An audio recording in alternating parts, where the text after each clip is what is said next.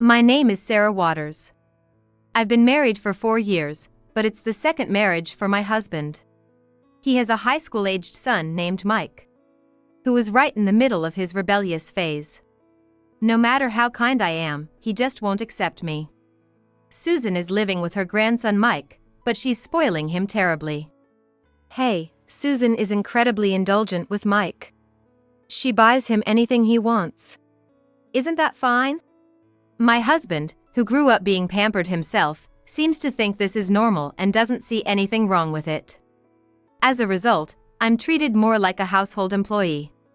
But we're not exactly living in luxury, and it's quite a struggle.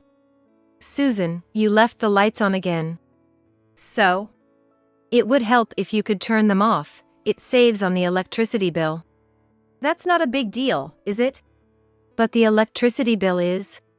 If it bothers you that much, you turn them off. No need to mention it every time. You really have a bad attitude. This isn't about my attitude. It's about hers. After all, my husband is just a regular office worker. Of course, I work too, but we need to save as much as we can for Mike's potential college expenses. Mike, you left the faucet running. Could you use a basin to wash your face? Man, you're annoying. It's not a big deal. You always sweat the small stuff. No matter what I say, these two don't care. I thought about asking my husband to talk to them, but he's not much better.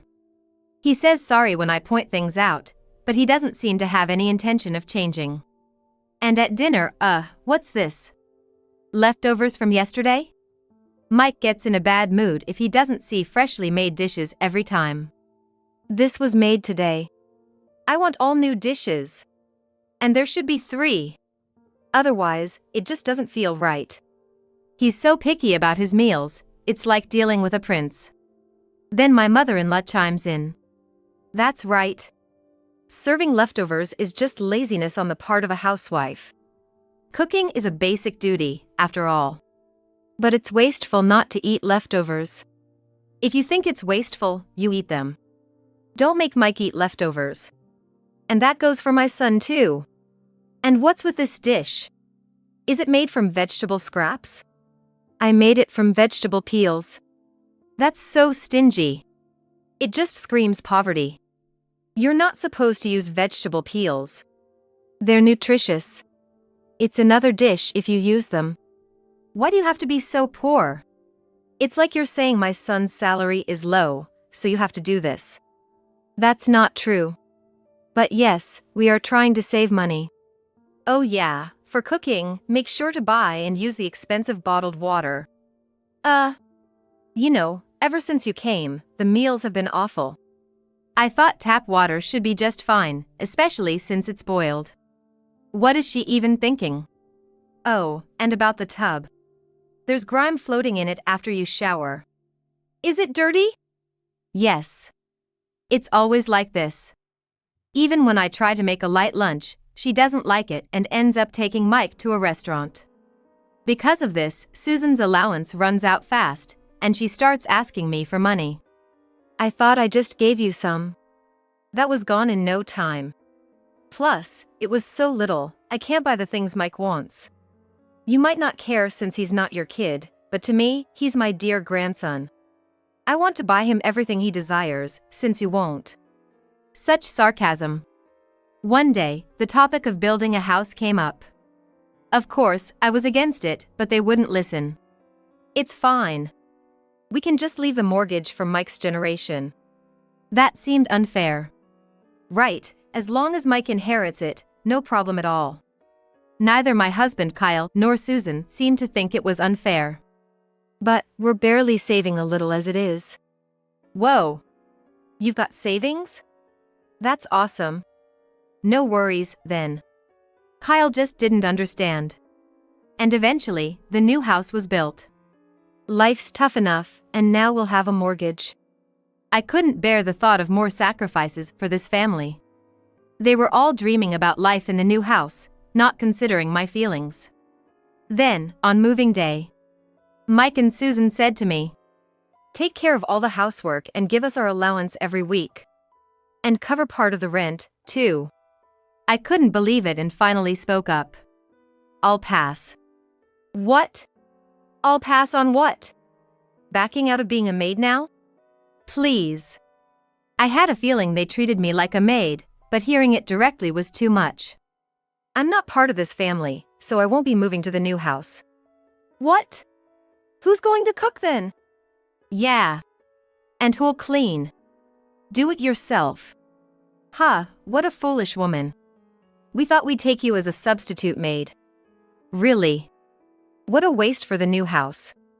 Well, do this last thing for us. Carry all these boxes to the new house. Joking again. Who'd do that? Carry your own boxes. How rude. After all the patience we've shown, now you get all high and mighty about moving? Grandma, it's fine. We'll be rid of her. No more nagging about saving money. That's true. But where will you live? This apartment's a rental. Once my son moves, you can't stay here. Don't worry. I've found a place that suits me. You've been looking? You planned this from the start? Yes. No matter how hard I tried, you never understood. I don't want to be at your mercy anymore. Does Kyle know? He doesn't. But I've reached my limit. Well, we don't need you. It's a relief you're leaving. So, the selfish son and his doting mother moved out with their belongings. Once they were gone, I started moving to my new place. A small apartment, peaceful and within my budget. No more complaints about saving money. Such a stress-free life. But that night, I got a call from Kyle. Sarah, what's going on? Oh, welcome back. Not welcome back. I was shocked to come home from work and find you gone. Sorry, I'm not going to that house. Why not? I just can't agree with your way of thinking. What do you mean you can't agree? We're a married couple. This is like separation. Yes, I guess it is. It's not I guess it is. Not moving together, without any discussion. Yeah, we didn't discuss it. That's what I mean. Why go ahead without discussing it with me? There were a lot of things. I tried talking to you about them sometimes, but you never really paid attention. Did that really happen? It did. Like how no matter how much I save, no one helps. That's not really something to discuss. And it's too trivial. Trivial? Isn't it important for our household budget? Why? We're able to save, aren't we? It's not a problem. It was necessary for saving. And you call it trivial? Ah. Sorry. It's not trivial to you. Huh? Because even with all the saving, it doesn't make that much difference. Typical woman, right? It's not about being a woman or a man, is it? Maybe. But I think saving is pointless. That's it. You never care about the efforts I make for everyone's sake. When I serve leftovers, I get complaints, and I'm fed up with Susan and Mike too. Hey, I can't just let that go. But it's true. They're always asking for more allowance, call me stingy if I don't give, and then treat me like a maid. It can't be helped. You're a wife to me, but you can't be a mother to Mike. It's natural for mother-in-laws and daughters-in-law to have issues. What you're saying, they're just normal things, not really problems or something to discuss. You really think that way? I can't stand it, that's why I'm saying I've had enough. Don't say that. We can't pay the mortgage without you, can we? Yes, we need 2 incomes to pay it, don't we? If you know that, come back. No. I was against building that house. I clearly explained that our finances couldn't handle it, didn't I? Well, we can pay it off, can't we? We have Mike, after all. Relying on the child like that. What if he leaves home? Who will pay then? He won't leave home. You can't know that. You're worrying too much. Just like the thought of you leaving home, it's something that just can't happen. I don't understand how you can be so sure. Because we're married. As for the house, I know you were against it. But you were the only one. The other 3 of us agreed. It was a majority decision, so it's settled. Come back, or the mortgage will be a problem. You want me to come back because of the mortgage? Yeah, that's right. What other reason would there be? Nothing like I love you or I don't want to be apart. Such girly stuff? No way. Girly. Look, if we can't pay the mortgage, we'll lose the house. You don't want that, do you? Not really. Maybe it's better if it's taken away. Don't say that. It's tough already. You know how much trouble it would be if you're gone. Yes, I'm well aware. Especially since your company went bankrupt. That's right. You haven't told your mom about that yet? Of course not. Why would I? It would just worry her unnecessarily. While you're telling me to come back to help pay, you won't ask Susan for help? She's elderly, I can't ask her for that. And about the unpaid salary, any chance of getting it? No, that's unlikely. Eh? The boss skipped town. What? We all confronted him about the salary, but it seems hopeless now. When I went to the office today, he was gone, and the suppliers were panicking. Are you joking? You're almost $20,000 behind in salary, right? Can't help it. I'd make a fuss if it would help, but looks like I need to find another job. That's why I said you should have quit, instead of building a house. But I only heard the company was in trouble after construction started. Stopping midway would have disappointed Susan and Mike too. I'm the one who's disappointed. I know, that's why I went ahead with it. Not that kind of disappointed. I'm disappointed in your shallow thinking. So, let's work together as a couple. It feels more like I'm the only one working hard. That's not true. I don't have a job now, but I will find one. That's what people with job offers say. It's not settled for you. Don't be like that. And I'm tired of being treated like a maid. A housewife is kinda like a maid, isn't she? What?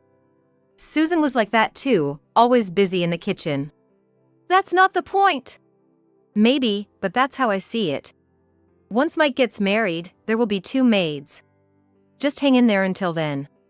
How could he say such a thing? A wife being treated like a maid as if it's normal. Kyle says let's work together, but it sounds more like you do all the work. Hey. Just because I'm working, it's taken for granted that I should give an allowance. I can't agree with that. That's petty. The one who works gives money to the one who doesn't. It's normal, right? The money I earn is for the future and living expenses of the family, not for handouts. You're worrying too much. Enough. I can't do this anymore. I don't see what's so unbearable. Maybe you don't understand. But I do. I've decided it's the right time. I'll mail the divorce papers later, and you can file them at the office. Complaining about no income since the company went bankrupt, that's heartless. If you had told the family everything when it went bankrupt, it wouldn't be a big deal if I left. How could I say that? Besides, I didn't, so it's okay. It's not okay, that's why I'm saying it. You'll have no place to live if you cancel the lease on that apartment, right? No, I've already secured another place to live. I want to live in a place suited for me. It's better to live comfortably within my means than to struggle with high expenses. That's too soon. Plan your spending, like the TV commercials say. I'm just being strategic. Too strategic. Kyle kept saying let's get back again and come back, but it was impossible, so I hung up. 3 months passed without a word from him. I thought maybe he had given up and was trying hard. But it turned out he wasn't. He had finally found a job, but it was just part-time, and he was struggling, now asking me for help. It's been a while, Sarah. Are you doing okay? Oh, Kyle. What about you? Are you okay? Yeah, sort of. You don't sound so sure. Well. Did you find a job? Yeah, kind of. You're really beating around the bush, aren't you? Actually, I've only been able to find part-time work. For the entire 3 months? No, just recently. What? I've been at home, jobless, all this time. Eh? So, you mean you haven't been working? Right. And Susan and Mike still don't know? No. I told them a week ago. What about until then? I said I was working from home. They believe that? Both of them? Yeah, when I said I switched to remote work, they just said it was something new. New? Yeah, remote work is becoming more common. Sure, but still, how much did they believe? I'm trustworthy, you know. Trustworthy. I don't think that's the point. How did you pay the mortgage for 3 months? From savings. So, you mean your savings are gone now? Yeah. You're taking this quite lightly. What can I do? Worrying won't help, and I don't want to go bald. Is that your concern? That's why I'm contacting you. I would have preferred to discuss this in person, but I don't know where you are. If you tell me your address, I can come over. No, don't come. That's harsh. We're still married, aren't we? Wait, we're not married, are we? We are. Why? I sent you the divorce papers. They must have arrived. Yeah, they arrived. But I didn't want to file them. So, we're sort of separated, but still married. It's not sort of. I told you I want a divorce. I don't want that. Without you, who will help me in tough times? Is that why you contacted me now? You figured it out. Good I didn't file for divorce, huh? Since we're married, you'll help me, right? What a person he is. Always trying to take advantage of me? Can you file the divorce papers quickly? I thought we were already strangers. It's a hassle to remarry. Let's just stay as we are. I'm not planning to remarry. Don't say that. I'm really in trouble here. All I can do is sigh. Is he shameless or just hopelessly optimistic? So, when you told Susan and Mike you're working part-time, did they say they'd help? They were angry I didn't tell them sooner. That's understandable. So, did they agree to help? They said it's a tough situation. So, did they say they'd help? Yes or no? No. I thought as much. I never thought those two would come together to make an effort. But at least Kyle is Susan's son. I had a little hope they wouldn't say he had to handle everything alone, but it seems my expectations were completely shattered. So basically, only you need to work hard? Well, can't help it. I'm the head of the family. If I don't work, no one else will. Susan is 70 years old, and their son, Mike, is still in high school. But that doesn't mean they can't do anything. Are you saving money? You're not still living luxuriously, are you? We're not living in luxury. Insisting on having 3 dishes for a meal? That's only natural. You don't feel like you've eaten without at least 3 dishes, right? Not eating leftovers. That's natural too. Leftovers are just waste. What about lunch? Eating out? Yeah, we do. Are you kidding? With no money, why would you allow that? Can't help it. Mom says she prefers it that way. That's just wanting to live luxuriously. Mom worked hard when I was a kid. I want to make life easier for her now. But you don't have the means for that. That's why I'm asking you for help. Come on, Sarah, help me out, please. No matter how much you ask, I've decided to divorce. I don't want to continue with someone who has such an unreasonable lifestyle. If you don't file the divorce papers soon, I'll demand alimony. Sorry.